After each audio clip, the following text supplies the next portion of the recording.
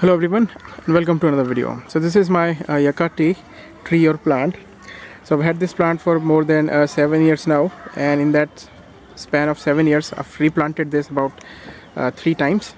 So when I bought this from a local seller, and when I bought this it had only 3 leaves and it was wilting on one side. So I was able to straighten it up after repotting it a second time. So after 7 years, as you can see, this is the growth, and as you can see, this is for the first time I'm observing this. This is only yucca plant that I have, that now it is having babies, and some people also call them pups, but I call them children or babies. So it's having like 6 pups, and I've planted it. This is the third planter that I've had this in. So when I bought this, it was in a very small planter. Then I repotted it in a 10-inch planter. Then after that, I replanted it in a 14-inch planter, and now this is in the about 16 or 17-inch planter.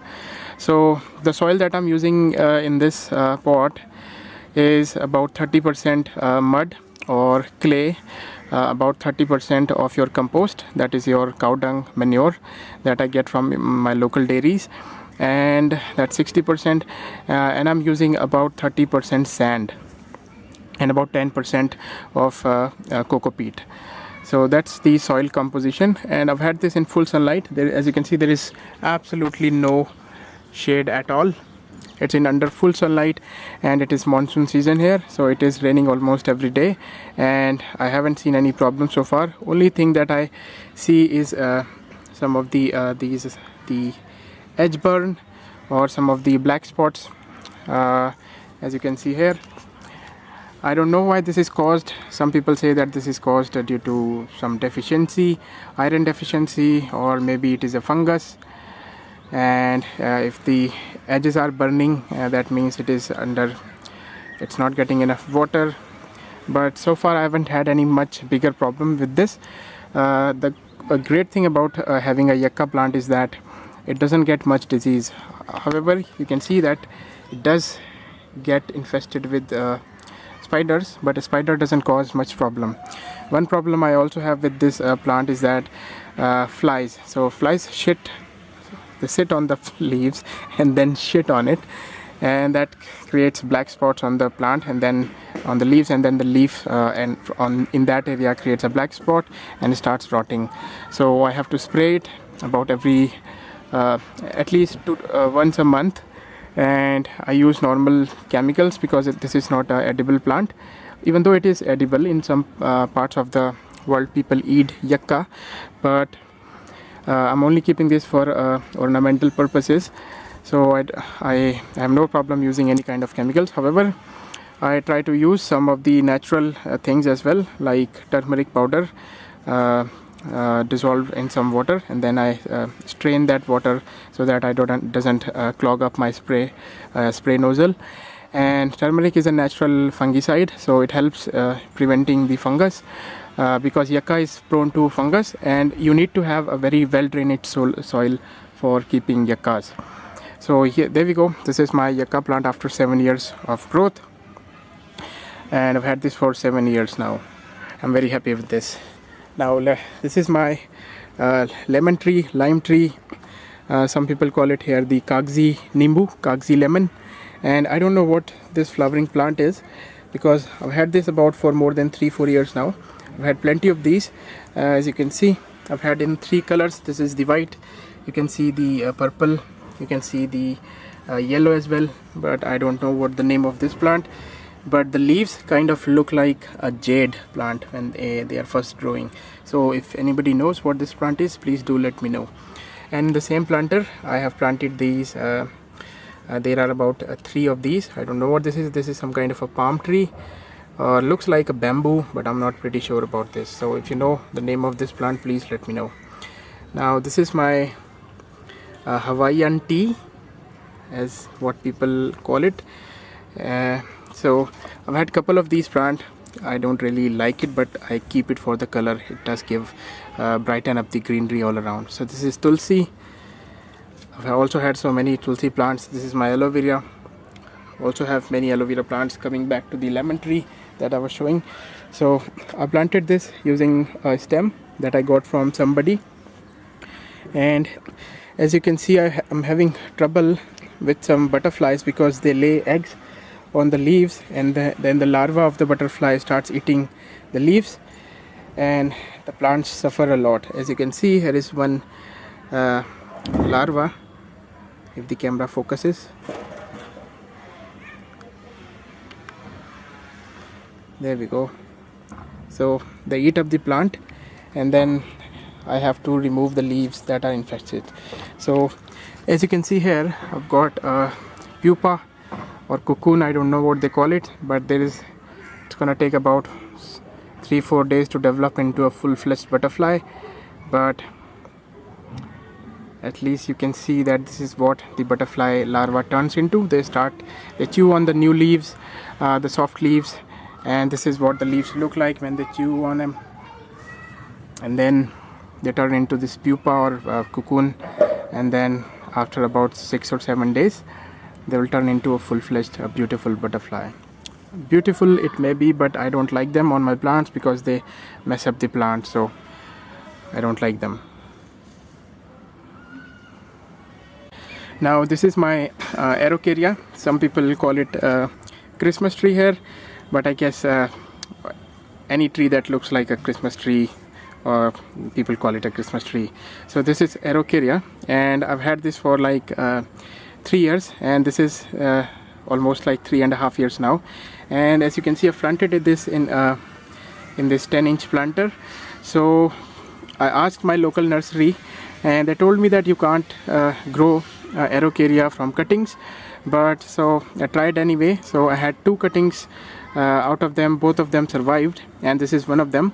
As you can see, this looks like a full-fledged level of Araucaria plant, and as you can see, I'm getting new growths at the stem of the plant. So for about 3 years it wasn't doing anything. It was just this branch was growing and growing and growing, but finally after 3.5 years I'm seeing some new growths at the bottom, so I have some hope that this will survive.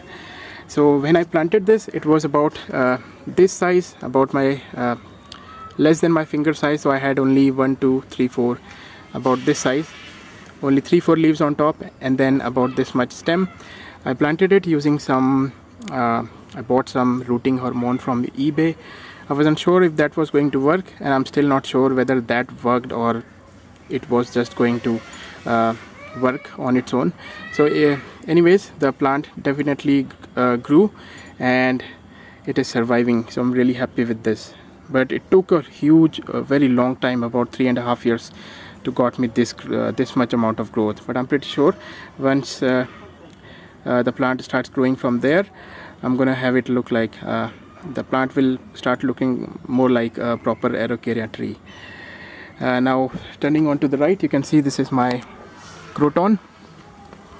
Now I've had this Croton for almost 3 years now, and in this pot, this is a 13 or 12-inch planter.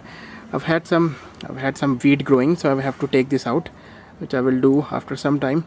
But as you can see, there are 2 plants, 2 Croton plants, and this is my favorite plant. I like the foliage. It gives the color. You don't have to plant any flowers. The leaves look like kind of flowers, so this is very beautiful plant Crotons are.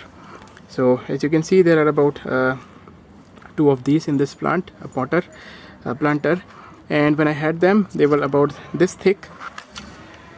And so this is after cutting them once. So I cut them till here, as you can see, and then this is all these you can see is the new growth. Now we are approaching winter. This is September, and the winter is coming, and once winter has come, it will lose a couple of its leaves. So I'm planning to prune this down and make some more plants. As you can see, I have so many cuttings. I can grow so many cuttings out of it. So this is also monsoon season, and the monsoon season, rainy season, is the best season in which you should plant your cuttings. So what I'm going to do is in a couple of days, I'm going to take a couple of these clippings about this size and remove some leaves at the bottom, and then I use some rooting hormone that I bought from eBay, as well as some turmeric. As we know, turmeric is a natural fungicide, and the biggest problem when rooting a plant from cutting is fungus. We don't want the stem to rot, so turmeric will help us out. As you can see, this looks very lush, very beautiful. Now coming back to this lemon plant, this plant has already given me 3 lemons, out of which 2 fell because of the rain, heavy rain, and 1 survived. So the reason I grew it from cutting, because when you grow something from seed, there is 50-50 chance whether the taste of the lemon is going to be good or bad. So but when you grow from cutting from a tree which is known to produce good sweet lemons, you're 100% positive that you're going to get a sweet lemon tree. So I tasted the lemon and it was pretty good. So as you can see, this is the damage done by the butterfly larva. So because the leaf still looks pretty green, I'm going to leave it like that, but if it was in a little bad condition, I would have broken it. Now I've had plenty of lemon trees. This is the Kagzi lemon, as what people call it here, and this is our local lemon. So this is about very small size, about 1 inch in diameter, and I've had about like 6 lemon plants here, and that makes it 7. So these are very small variety, and that's a little big variety. So that produces like maybe 2 inches size of lemons. Okay, so this is my neem tree, and I've had this tree for more than 5 or 6 years now, and this is in this planter. This is about a 17-inch planter, but this is longer, and the composition of soil is very simple. I've had about 40% mud or clay.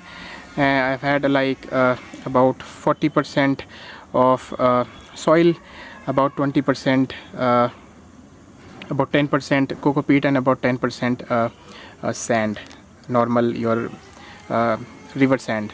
So I've had these weed, so I take them out once in a while, and as you can see, because of the rain, the soil is hardened up. So what you need to do is you need to take a small metal tool, and you need to soften up the top part of the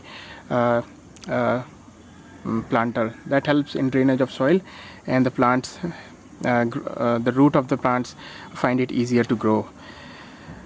So this is about 6 years old, and as you can see, when I bought this, it was about this high, this much high, very small, about 12 inches high, 1 foot high, and now this is more than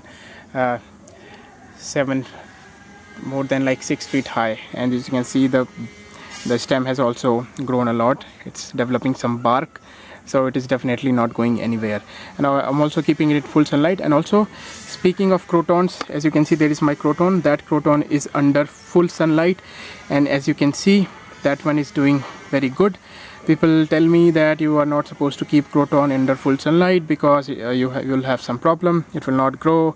I've had this under full sunlight and I'm not having any problem. So it really is a hit or miss. Sometimes it works, sometimes it doesn't work. So this is my neem tree. It's having a little problem, and winter is coming, so in winter it will shed all its leaves,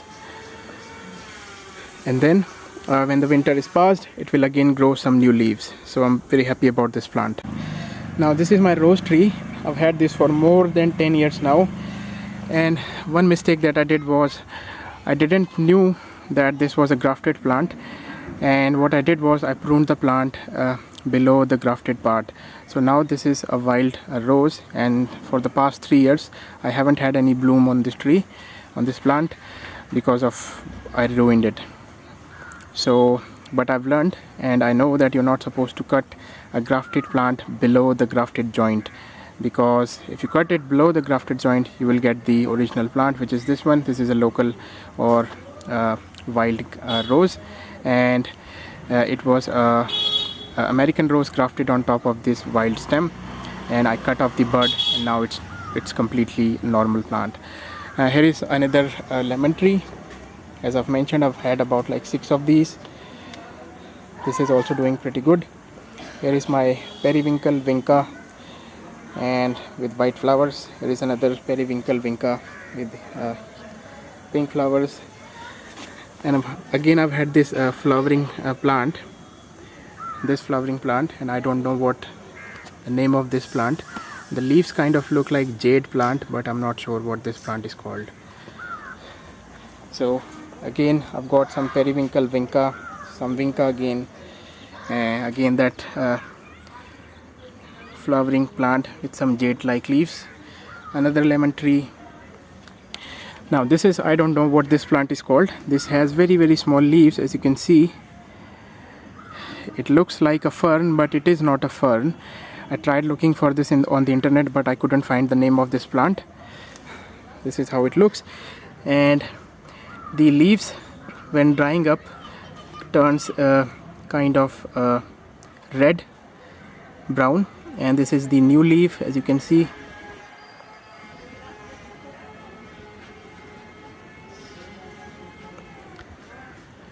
So this is that. This another tulsi. This is my people tree. I tried to eradicate it, but I couldn't, so I was like, say, I'm gonna keep it now because I'm not able to get rid of this plant. Another periwinkle, and your 3 more Hawaiian tea tree, and gives a pretty good color to the plant collection. So this is my pothos. As you can see, this is a plastic planter. I recommend these types of plastic planter because they last really very long, and try to buy the one that are UV stabilized so that they don't rot under the sunlight. And this is a 12-inch planter. I've planted this pothos in this plant, and this is about 1 year old. It is not looking much from here, but once I go on my bottom roof, you will see that this is doing much better there. So this is the pothos that is coming from the top of my roof, and this is the growth. As you can see, it's doing pretty good. I'm using this railing. This was supposed to hold curtains, but we don't use curtains because in the raining season they get wet, and this is the growth so far. So it's doing pretty good. Now this is my another Croton plant. This is, I don't know what this is called, but this is also like 4 years old, and this plant is suffering with some Croton scale, as you can see. I'll have to spray this plant with some pesticide, but nevertheless it's doing pretty well and gives a great color to your plant collection. Here is, I don't know what this is called, but it gives out a shoot once in a while, once in a year, and then the shoot has produces like 3 or 4 flowers. I grew it from what do you call it, like an onion thing. I don't know what they are called. I guess they're called buds. I'm not pretty sure. So this is my another Croton. As you can see, this is also not doing well, but the plant is healthy. The stem is also healthy. The plant is just suffering from some scale. Once I spray it out, the scale will die and it will produce new leaves. I will also take away all the bad leaves, and since the winter is coming, I will completely take off all the leaves. Hopefully the scale will die after that. To the next, you can see my another Croton plant. Now this one is called the ribbon leaf Croton, and the reason for that is because the leaves are kind of a ribbon shape. The way they curls, the leaves look like ribbons. That's why it's called the ribbon leaf Croton. Also my favorite. So basically my favorite plants are Crotons. I love them. It's just that once they are infested with scale, it gets really difficult. That's another flowering plant. I have no idea what the name of these plants are. I have so many of these in different colors, but just the names is very confusing. That's my another lemon tree. It is also doing well. So there we go. Those were all my plants. I hope you've liked this video. If you did, give this video a like, consider subscribing to my channel. I want to thank you guys for watching, and I will see you guys in my next video. Bye.